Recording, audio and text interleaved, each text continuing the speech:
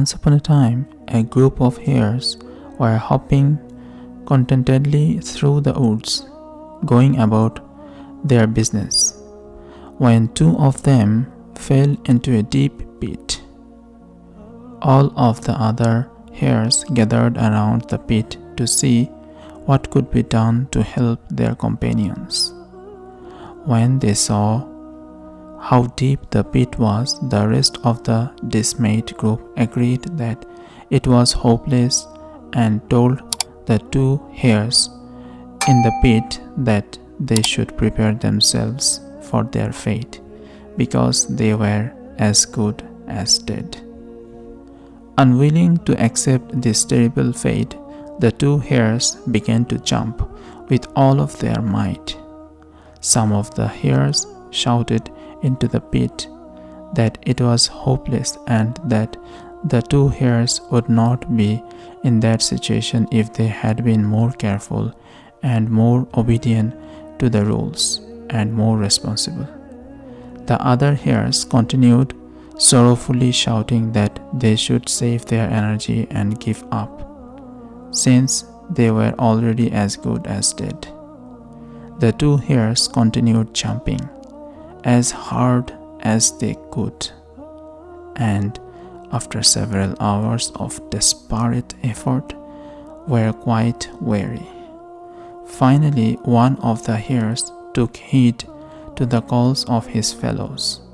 Spent and disheartened, he quietly resolved himself to his fate, lay down at the bottom of the pit, and died as the others looked on in helpless grief.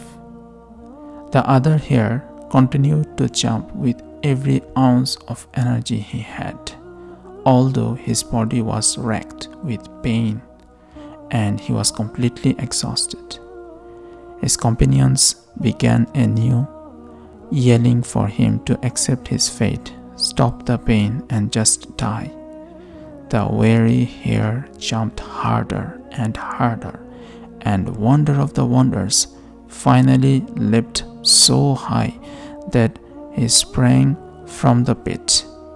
Amongst the other hares celebrated his miraculous freedom, and then, gathering around him, asked, "Why did you continue jumping when we told you it was impossible?" Reading their lips, the astonished hare explained to them that he was stiff, and that when he saw their gestures and shouting, he thought they were cheering him on. What he had perceived as encouragement inspired him to try harder and to succeed against all odds. Moral of the story: this may seem a very simple story, but it contains a heavy lesson for our life. Our encouraging words can lift someone up and help him or her make it through the day. Our destructive words can cause deep wounds. They may be the weapon that destroys someone's desire to continue trying, or even their life.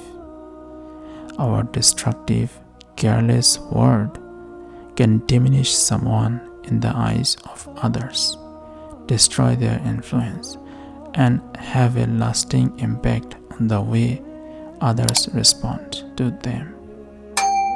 So, let us be very careful about what we utter with our mouth. That is the power of word. And let us use this power for the betterment of the society. Encourage people, not discourage. That's for today. See you in the next story.